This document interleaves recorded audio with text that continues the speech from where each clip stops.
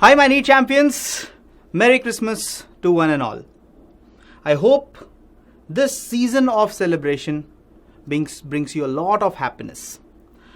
Now अब बात करते हैं ऐसे बच्चों की जिन्हें अब तक बहुत परेशानी आ रही है to balance both, that is NEET and boards. तो ऐसे बच्चों को बहुत ज़्यादा परेशानी आती है, मुझे पता है. आपको भी दिक्कतें आ रही होंगी क्योंकि बोर्ड्स के एग्ज़ाम भी आ रहे हैं और नीट भी होना है. पर एक चीज़ हमें समझनी पड़ेगी कि जब हम बोर्ड्स की तैयारी कर रहे हैं तो ऐसा नहीं हो सकता कि हम नीट को छोड़ दें, और अगर हम नीट के लिए पढ़ने लग रहे हैं तो ऐसा नहीं कर सकते कि बोर्ड्स को बिल्कुल ही नज़रअंदाज कर दें. तो क्या करना चाहिए? How do you balance NEET and boards? तो अगर आप एक ऐसे एस्पिरेंट हो जो अभी करेंटली 12th स्टैंडर्ड में हैं और जिनका बोर्ड एग्जाम होना है, तो ये वीडियो स्पेसिफिकली उनके लिए बहुत बहुत ज्यादा इंपॉर्टेंट है. तो hello and welcome to Aakash Byju's NEET channel. मैं हूं आपका होस्ट, दोस्त और मेंटर मृणाल, और आज के सेशन में हम ऐसे ही एक बहुत इंपॉर्टेंट एस्पेक्ट के बारे में बात करेंगे जो कि बहुत बच्चों का पेन पॉइंट्स रहा है. उन्हें ऐसी बहुत सारी दिक्कतें आती हैं. तो आज ये जितनी भी दिक्कतें हैं आपकी सब सॉल्व हो जाने वाली हैं. तो आपको क्या करना है? आपको इस वीडियो को पूरा देखना है, समझना है, एक एक स्टेप को ध्यान से सीखना है और उसे नोट डाउन करते जाना है और मुझे कमेंट सेक्शन में बताना है कि हाँ सर, मैंने सारे पॉइंट्स लिख लिए हैं. तो आज सिर्फ 6-7 पॉइंट्स मैं बताऊंगा बच्चों, और इन 6-7 पॉइंट को अगर आप फॉलो करते हो तो यकीन मानो आप बोर्ड और नीट दोनों में टॉपर बनने की काबिलियत रखोगे. चलिए फिर शुरू करते हैं. तो कैसे हम मैनेज करें अपने बोर्ड्स के प्रिपरेशन और नीट के प्रिपरेशन को? तो देखो, ये जो दो एग्जाम्स हैं ये दो अलग अलग चीजें टेस्ट करती हैं. एक बोर्ड्स है जो बहुत ही कॉम्प्रिहेंसिव एग्जाम है, जहां पे ये चेक होता है कि आप किसी आंसर को किस तरीके से प्रेजेंट करते हैं. क्या वो क्वेश्चन 2 मार्क्स का है या 5 मार्क्स का है या 3 मार्क्स का है, इस पे डिपेंड कर जाता है कि इन क्वेश्चन के आंसर्स को हम लिखें कैसे. और सबसे बड़ी बात यह कि आपको घबराने की जरूरत नहीं है, क्योंकि मैं खुद आपके लिए ऐसे सेशंस लेके आऊंगा. मैं आपको बारीकी से बताऊंगा कि कैसे चीजों को आंसर करना है, कैसे हमें बोर्ड का अप्रोच लेना चाहिए, कैसे उसका टाइम मैनेज करना चाहिए. ये सारी बातें मैं अपने सेशंस में करूंगा, ठीक है. पर जहां तक इस एग्जाम का सवाल है, ये बिल्कुल एक अलग एग्जाम है. अगर मैं इसे नीट से कंपेयर करूं तो नीट एक स्पीड टेस्ट है. यहां पे आपकी एक्यूरेसी और स्पीड टेस्ट होती है.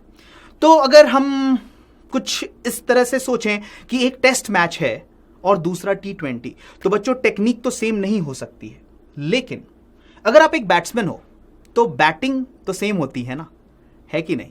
आपको क्या करना चाहिए? आपको अप्रोच बदलना है, आपको माइंडसेट बदलना है, और इस तरीके से बदलना है कि एक के साथ दूसरी की तैयारी साथ साथ हो जाए. तो इससे अच्छा और क्या हो सकता है हमारे लिए? तो आज मैं ऐसे कुछ 7 पॉइंट्स आपको बताऊंगा जिससे कि आप दोनों एग्जाम को बहुत इफेक्टिवली मैनेज करोगे.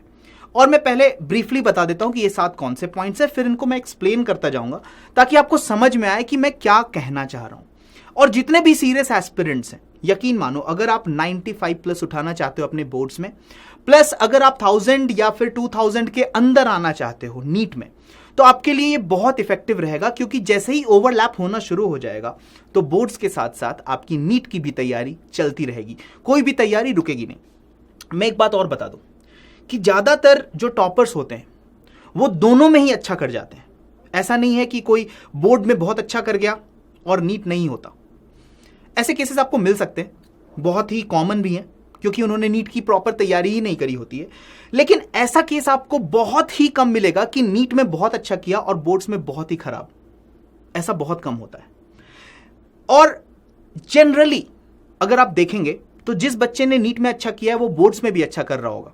और अगर दोनों की तैयारी उन्होंने साथ में करी है तो नीट और बोर्ड को अगर जिस बच्चे ने भी बैलेंस कर लिया तो वो दोनों ही फ्रंट पे सक्सेसफुल होता है. तो आज मैं इन 7 पॉइंट्स की पहले बात कर लेता हूं जिन्हें बोर्ड प्लस नीट कहा जा सकता है. यानी कि आपको करना क्या है?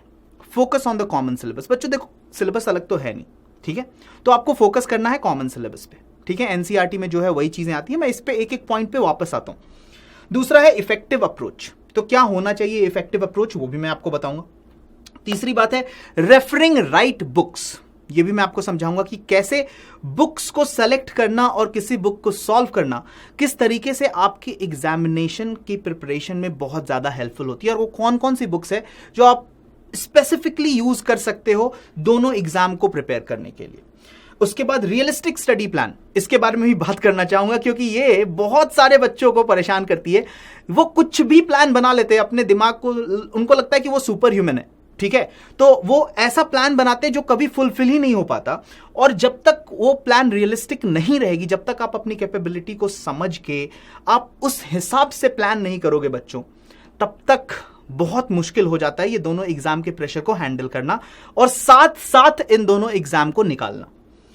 उसके बाद क्वेश्चन बैंक को कैसे इफेक्टिवली यूटिलाइज करना है और एक प्रॉपर रिवीजन स्ट्रैटेजी क्या होनी चाहिए, कैसे आपको प्रॉपरली रिवाइज करना है, और इन दोनों एग्जाम के लिए किस तरीके से हमारा टाइम का डिवीजन करना है।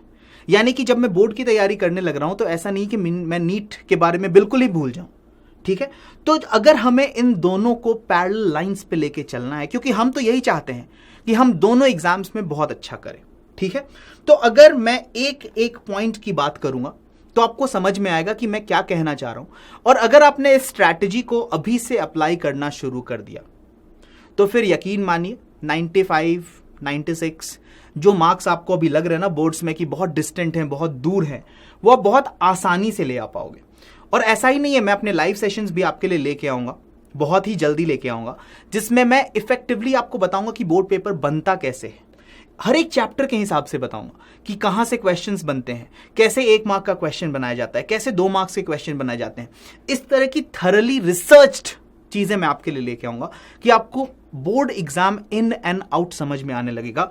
और यकीन मानो उसके बाद आपका कॉन्फिडेंस बहुत ज्यादा हाई हो जाने वाला है और बोर्ड्स को लेकर के जो भी डर है, जो भी प्रेशर है फिजिक्स से रिलेटेड, एटलीस्ट वो तो पूरी तरह से खत्म हो जाने वाला है। तो अब ध्यान से सुनना एक एक बात। पहला point, focus on common syllabus. जैसा कि आपको पता है कि यार सिलेबस अलग नहीं है, लेकिन बोर्ड्स में आपके सिर्फ 12th स्टैंडर्ड का पोर्शन आ रहा है। तो आप 12th स्टैंडर्ड को जब पढ़ते हो तो दोनों के लिए पढ़ो, यानी कि शॉर्ट ट्रिक्स भी पढ़ना है आपको और आपको डेरिवेशंस भी करने हैं। अगर आप ऐसे करने लग रहे हो तो आपके न्यूमेरिकल्स भी बनेंगे। न्यूमेरिकल्स तो बोर्ड्स में भी आने हैं, लेकिन वहां पे लिखना हमें अच्छे से। अब लिखना कैसे है उसके लिए मैंने आपको बताया पहले ही कि मैं आपको स्पेसिफिकली सेशन में बताऊंगा कि किस तरीके से आपको लिखना है। और जब आपका कॉन्सेप्ट क्लियर हो जा रहा है, यानी कि आपने डेरिवेशन कर लिया, आपको पता है बोर्ड की लेवल की तैयारी हो गई, उसी वक्त आप उस टॉपिक के कम से कम 10 क्वेश्चन लगा लो, पीवाईक्यूज नीट वाले। उससे क्या होगा, आपकी न्यूमेरिकल स्ट्रेंथ बढ़ जाएगी। और दूसरी चीज क्या होगी कि अगर इफ इन केस बोर्ड्स में न्यूमेरिकल्स पूछते हैं तो वो मैक्सिमम जो टफ कर सकते हैं वो नीट लेवल पे कर सकते हैं, उससे ज्यादा वो जाएंगे नहीं। यानी कि अगर उस टॉपिक से न्यूमेरिकल्स भी आना होगा तो आपकी वो तैयारी भी साथ साथ हो गई है। अगली बात, इफेक्टिव अप्रोच। यानी कि जब भी हम बोर्ड्स के बारे में सोचें तो हम एक एक स्टेप को सोचें, क्योंकि वहां स्टेप मार्किंग होती है, वहां डायग्राम्स इंपॉर्टेंट हैं, वहां पे पेरेंट फॉर्मूलाज इंपॉर्टेंट हैं, वहां पे सब्स्टिट्यूशन इंपॉर्टेंट है, क्योंकि हर एक स्टेप का मार्क्स होता है। इसलिए हमें समझना पड़ेगा कि डेरिवेशंस जो कि बहुत बहुत बहुत ज्यादा इंपॉर्टेंट हो जाते हैं हमारे बोर्ड्स के लिए, वो हमें करके ही जाने। और एक चैप्टर में मैक्सिमम कितने डेरिवेशन होंगे, हार्डली 7 या 8, अगर बहुत ज्यादा डेरिवेशंस भी हैं तो अगर आपने ये 7-8 डेरिवेशन कर रखे हैं और हर चैप्टर वाइज चैप्टर आप करते चले जा रहे हो, तो यानी कि आप वो चीजों को इंश्योर करते जा रहे हो। और अगर डेरिवेशन लंबा है तो इसका मतलब ये बहुत ज्यादा चांस बन जाता है कि वो ज्यादा मार्क्स वाले क्वेश्चन में आएगा, यानी कि 4 मार्क्स या 5 मार्क्स में पूछा जाएगा। तो आपको डेरिवेशंस करने, आपको डायग्राम्स भी प्रॉपर बनाने हैं। तो इन सब चीजों का ध्यान रखना है कि कैसे उस पूरे चीज की अच्छे से सजावट हो पाए, आप उसे अच्छे से लिख पाओ, ताकि आप कोई भी स्टेप मार्किंग में कहीं भी मार्क्स लूज ना करो। ऑफ कोर्स इसके लिए मैं बिल्कुल डिटेल में जाकर के आपके लिए सेशंस लेके आऊंगा और चैप्टर वाइज लेके आऊंगा, ताकि आपको अच्छे से समझ में आ जाए कि कैसे बोर्ड का टाइम मैनेज करना है, एग्जाम में क्या करना है, वो सारी बातें बाद में। अभी मैं सिर्फ आपको बता रहा हूं कि आपने अगर तैयारी शुरू करी है तो आपको ये तैयारी कैसे साथ में लेकर के चलनी है। अगले पॉइंट पे आते हैं, रेफरिंग राइट बुक्स। देखिए, बोर्ड्स के लिए डेफिनेटली आपको एनसीईआरटी तो करना ही करना है, और नीट के लिए भी ये मैंडेटरी है, यानी कि एक बार एनसीईआरटी थरो होना तो बहुत बहुत ज्यादा जरूरी है। प्लस इसके साथ अगर आप पीवाईक्यूज साथ में लेकर के चल रहे हैं और सिर्फ 5-10 क्वेश्चन साथ में करते जा रहे हैं, तो साथ साथ आपकी नीट की तैयारी भी पैरेलली चलती जा रही है। यानी कि आपने कॉन्सेप्ट पढ़ा। आप देखो, डाइपोल मोमेंट जो है वो बोर्ड के लिए अलग नहीं होगा और नीट के लिए अलग नहीं होगा। या कोई भी टॉपिक ले लो यार, कोई भी ऐसी टॉपिक ले लो, ट्रांजिस्टर क्या अलग है? ट्रांजिस्टर तो ट्रांजिस्टर है ना, आप उससे कहीं भी क्वेश्चन पूछो। अगर आप उससे न्यूमेरिकल बना लेते हो तो वो नीट में पूछ लेंगे, हो सकता है बोर्ड में भी पूछ लें, लेकिन अगर वो ट्रांजिस्टर की वर्किंग और ये सारी चीजें पूछते हैं तो वो बोर्ड में पूछ लेंगे। तो जब आपने ट्रांजिस्टर पढ़ा है तो आप उसे की हर चीज पढ़ लो और उसके बाद उसके 5 या 10 न्यूमेरिकल्स प्रीवियस ईयर्स क्वेश्चंस के लगा लो, तो आपका काम बन जाएगा। सिर्फ इतना ही करना है, यानी कि बोर्ड पे आकर के रुक नहीं जाना है। ये नहीं किया कि सिर्फ बोर्ड के क्वेश्चंस देख रहे हैं और आगे बढ़ गए, नहीं। जैसे ही बोर्ड के क्वेश्चंस खत्म होते हैं तुरंत 5 या 7 क्वेश्चन आप नीट के लगा लो, आपका कॉन्फिडेंस भी बूस्ट हो जाएगा और आपको एडिशनल चीजें भी याद रह जाएंगी। ठीक है, नेक्स्ट बात आती है रियलिस्टिक स्टडी प्लान। देखो यार, क्या होता है ना बच्चों, जब आप कोई प्लान बनाते हो तो आप एकदम अनरियलिस्टिक हो जाते हो। यानी कि get up at 3 o'clock, 3 AM in the morning, walk for half an hour, ऐसा कुछ बनाते हो, है ना, एकदम अनरियलिस्टिक। ब्रेकफास्ट आधा घंटा, ठीक है, उसके बाद I will study for 4 hours at a stretch, फिर then I will go to school, then I will come back, I will have refreshment for 15 minutes, फिर again I will sit for 3 hours। देखो यार, क्या है इसमें problem कि ये ना अनरियलिस्टिक चीजें। आप समझो कि आपका स्लीपिंग पैटर्न क्या है, आप किस टाइम पे उठते हो। ऑफ कोर्स अर्ली उठना, सुबह उठना अच्छी बात है, लेकिन बहुत ऐसे बच्चे हैं जिनसे नहीं उठा जाता क्योंकि वो रात को लेट तक पढ़ते हैं। आप कभी भी पढ़ो यार, दिन में पढ़ो, रात को पढ़ो, सुबह को पढ़ो, इंपॉर्टेंट ये है कि आपको पढ़ना है। ये जरूरी नहीं है कि किस टाइम पे पढ़ना है। हाँ, जिस टाइम पे आपका एग्जाम होना है उस टाइम पे आपके जगह रहना बहुत जरूरी है। यानी कि 9 से 12 वाला जो टाइम है उस टाइम पे आप सो नहीं सकते, क्योंकि उस टाइम में आपको अपने दिमाग को इस तरीके से ट्रेन करना है कि वो सबसे ज्यादा इफेक्टिव रहे। अब आपको ये बात समझनी पड़ेगी कि हम जो प्लान बनाएंगे, हम जो अपनी स्टडी की प्लान बनाने वाले हैं, वो हम रियलिस्टिक बनाएंगे। यानी कि अगर मैं एक दिन में सोचूं कि पूरा का पूरा इलेक्ट्रोस्टैटिक्स खत्म कर लूंगा, तो यार ये एक अनरियलिस्टिक प्लान हो गया। अगर मैं सोचूं कि 1.5 घंटे में पूरा सब कुछ खत्म हो जाएगा, तो वो नहीं हो पाएगा। और जब वो नहीं होता है, आपने भी ऐसा किया होगा। कितने बच्चे हैं यहाँ पे जो मुझे कमेंट सेक्शन में ये बताएंगे अभी के अभी, अगर आपको कमेंट सेक्शन में लिखना है तो आप अभी लिखोगे कि कितनी बार आपने रूटीन बनाई है और कितनी बार वो रूटीन फेल हुई है। मैं आपको एक वीडियो बना दूंगा जिसमें बताऊंगा कि रियलिस्टिक प्लान बनाते कैसे हैं, कैसे समझते हैं कि हमारा स्ट्रॉन्ग पॉइंट क्या है, वीक पॉइंट क्या है। और मैं आपको एक रिलेटिवली अपने हिसाब से, एक एवरेज स्टूडेंट के हिसाब से मैं आपको एक प्लान बना के भी बताऊंगा कि कैसे एक एवरेज स्टूडेंट भी एक टॉपर बन सकता है, सिर्फ अपने टाइम मैनेजमेंट को ठीक करके। ठीक है, उसके बारे में ही बता दूंगा। लेकिन अभी के अभी आप मुझे कमेंट सेक्शन में बताओ कि आपने कितनी बार आपने ऐसा किया है कि नहीं किया। सिर्फ आप बताओ, सिर्फ इतना आपको लिखना है कि यस सर मैंने रूटीन बनाया और मेरे से फॉलो नहीं हुआ। एकदम ऑनेस्टली दिल पे हाथ रख के बोलना यार कि ऐसा हुआ है कि नहीं हुआ है, कि आपने अनरियलिस्टिक प्लान बनाया। तो क्या आपने गलती की उसके एग्जीक्यूशन में? नहीं, आपने गलती की उसके प्लानिंग में। देखो, अगर आप आज सोचोगे कि मैं आज ही जा करके, आज ही सपोज साइकिलिंग आज ही मैंने सीखी है और आज ही मैं बिल्कुल रेस में फर्स्ट आ जाऊं, तो वो नहीं होगा। आज ही मैंने क्या 200 सीढ़ियां चढ़ ली तो कल मैं माउंट एवरेस्ट चढ़ जाऊं, तो वो नहीं होगा। ये अनरियलिस्टिक प्लान्स हैं। लेकिन हाँ, अगर आपने ट्रेनिंग करी है, अगर आप धीरे धीरे चीजों को बढ़ाते जाओगे, यानी कि ठीक है मैं 7 बजे उठता हूं, ये मुझे पता है, लेकिन मैं चाहता हूं कि मैं इफेक्टिव अपने आप को बनाने के लिए मुझे 6 बजे उठना है, तो मैं क्या करूंगा, मैं 15 मिनट से शुरू करूंगा कि अब मैं 7 बजे ना होकर के 6:45 पे उठने का ट्राई करूं और ये 15 मिनट में फ्रेश होकर 7 बजे से टाइम अपना शुरू कर लूं।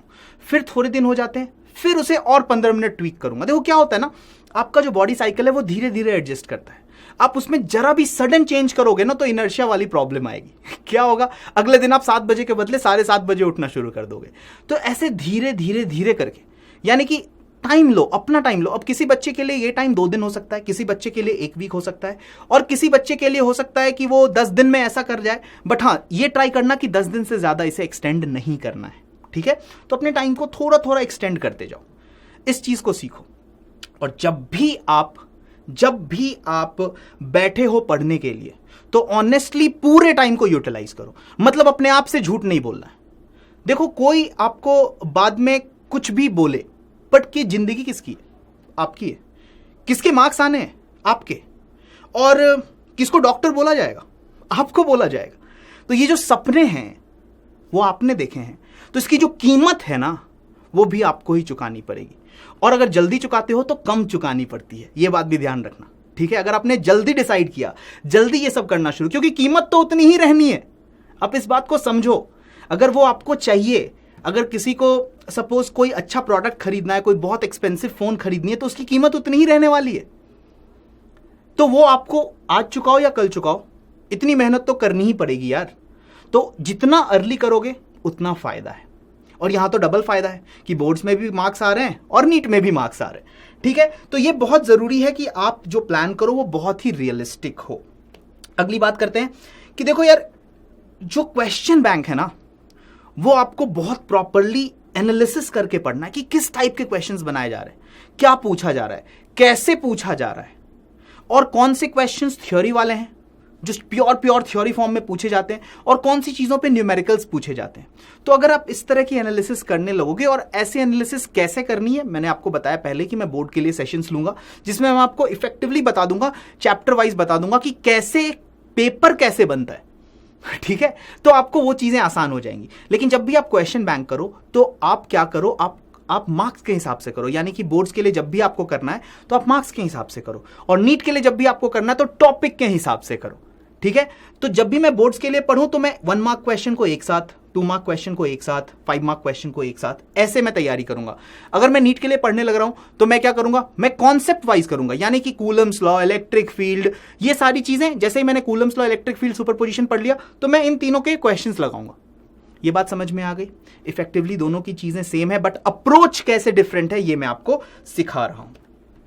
ऑलराइट, दूसरी बात, प्रॉपर रिविजन। प्रॉपर रिवीजन बहुत ज्यादा इंपॉर्टेंट है। आपको रिवाइज करते रहना बहुत ज्यादा इंपॉर्टेंट है, क्योंकि तभी आप चीजों को रिटेन कर पाओगे। तो जितनी बार आप रिवीजन करोगे उतनी बार फॉर्मूले आपके दिमाग में आते रहेंगे, और जितनी बार ये फॉर्मूले आपके दिमाग में आते रहेंगे उतना कम चांसेस होगा कि आप किसी फॉर्मूले को भूल जाओगे।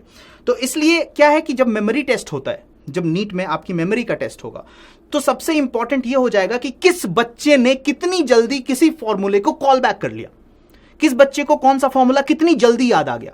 वो इस पे डिपेंड कर जाएगा कि किस बच्चे ने सबसे ज्यादा बार उस फॉर्मूले को देखा है, या किस बच्चे ने सबसे ज्यादा बार उस फॉर्मूले को महसूस किया, उसे फील किया है, उसे पढ़ा है। तो अगर आप किसी फॉर्मूले को बहुत बार पढ़ने लग रहे हो तो वो फॉर्मूला तुरंत से आपके दिमाग में स्ट्राइक करेगा। और मैंने एक वीडियो भी बनाया जिसमें मैंने बताया कि न्यूमेरिकल सॉल्व कैसे करने चाहिए। वहां पे ये जो टाइम ऑफ रिकॉल है आपका बहुत कम हो जाएगा, इफेक्टिवली 0.5 सेकेंड शायद। तो जैसे ही आपको क्वेश्चन दिखेगा आप खट से वहां पहुंच जाओगे कि ये है मेरा टारगेट फॉर्मूला, और इससे न्यूमेरिकल सॉल्व करने में बहुत बहुत ज्यादा आसानी होगी, ना सिर्फ बोर्ड्स में बल्कि नीट में भी। और टाइम मैनेजमेंट बहुत इंपॉर्टेंट है। तो टाइम टेबल जब आपको बनाना है तो दोनों के लिए जगह रखना है, यानी कि बोर्ड्स के लिए भी और नीट के लिए भी।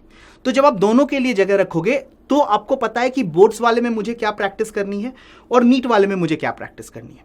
ठीक है, अगर बोर्ड्स अप्रोच हो रहे हैं तो आप बोर्ड के टाइम को ज्यादा कर सकते हो, कोई दिक्कत नहीं उसमें, पर नीट के लिए भी टाइम होना ही होना चाहिए, होना ही चाहिए। भले वो 1 घंटा ही सही, 1 घंटे में आप 20 क्वेश्चन ही कर पा रहे हो, कोई दिक्कत नहीं है, लेकिन वो 1 घंटा भी होना ही चाहिए। ऐसा नहीं कि पूरा का पूरा टाइम हम सिर्फ बोर्ड्स के लिए पढ़ते जा रहे हैं, क्योंकि आपको समझ भी नहीं आएगा। बोर्ड्स खत्म होते ही, पलक झपकते ही नीट का एग्जाम आ जाएगा और आप बहुत ज्यादा इमेंस प्रेशर फील करने लगोगे, क्योंकि आपने जो 2 साल की पूरी तैयारी करी है, आपको लगेगा कि यार मैं चीजों को भूलने लगा हूं, 11th भी रिवाइज करना है, कैसे होगा, मैं तो 12th में ही उलझा रह गया, मैं तो बोर्ड में ही उलझा। तो अगर आपको इन सब परेशानियों से बचना है बच्चों, तो आपको ये चीजें फॉलो करनी ही पड़ेगी अगर आप एक सीरियस एस्पिरेंट हो तो। ऑफ कोर्स ऐसे ही मजेदार वीडियोस और कंटेंट के लिए अगर आपको मेरे साथ पढ़ना है तो आप डेफिनेटली मेरा प्लेलिस्ट चेकआउट कर सकते हो, जो इसी चैनल पे है, मृणाल सर फिजिक्स के नाम से, या फिर यूट्यूब पे भी टाइप कर सकते हो और बहुत सारे टॉपिक्स को बहुत डिटेल में पढ़ सकते हो मेरे साथ। और अगर आपको कुछ नहीं समझ में आता है, कोई ऐसी चीज है जो आपको लगती है कि सर आपको मुझे सिखाना चाहिए, आप मुझे उस वीडियो के कॉमेंट सेक्शन में जाकर के जरूर बता सकते हो, और मैं ये ट्राई करूंगा कि आपकी कोई भी प्रॉब्लम, कोई भी डाउट्स को डेफिनेटली रिजॉल्व करूं। और अगर आपको रिसोर्सेज चाहिए, अगर आपको जानना है कि हम कब आते हैं चैनल पे, क्या हो रहा है, हमने कौन सी नई सीरीज लेकर के आ रहे हैं, नोट्स कहाँ मिलेंगे, ये सारी क्वेरीज अगर आपकी हैं तो आपको ज्वाइन करना चाहिए हमारा टेलीग्राम चैनल। ऑफ कोर्स यहाँ पे QR कोड दिया हुआ है जिसे आप स्कैन करके हमारे साथ ज्वाइन कर सकते हैं। और अगर आपको मेरा पढ़ाना अच्छा लगता है, अगर आपको मेरे दिए हुए चीज़ों से फायदा होता है, मेरे बताए हुए ट्रिक्स टिप्स से आपको फायदा मिलता है, जो कि बहुत सारे बच्चों ने मुझे बताया कि सर बहुत दिक्कत आती थी, बहुत परेशानी थी, बट जब से आपने हमारा क्लासेस लेना शुरू करा, जब से आपने हमें ये सब चीज़ें सिखानी शुरू की, और जब से आपने हमें समझना शुरू किया, सबसे ज़्यादा ज़रूरी ये है एक टीचर के लिए कि वो अपने बच्चों की परेशानियों को समझे, तो जब से हमने ये सब चीजें समझना शुरू करा और हम आपकी चीजों को फॉलो करते जा रहे, चीजें हमारे लिए आसान होती जा रही है। तो यकीन मानो आपके लिए बोर्ड और नीट दोनों ही बहुत आसान हो जाने वाले हैं। तो अगर आपको मजा आता है मेरे साथ पढ़ने में, अगर आपको मजा आता है मेरे सेशंस देखने में, अगर आपको मजा आता है फिजिक्स करने में मेरे साथ, तो आप ऑब्वियसली क्या करोगे, लाइक करोगे, शेयर करोगे और सब्सक्राइब करोगे हमारे प्यारे से चैनल आकाश बायजूस नीट पे। अंटिल नेक्स्ट टाइम, फिर मिलते हैं, अगले किसी और मजेदार टॉपिक पे बात करेंगे और आपकी जितनी भी परेशानियां हैं सबको हल करेंगे। तब तक के लिए keep learning and keep thinking.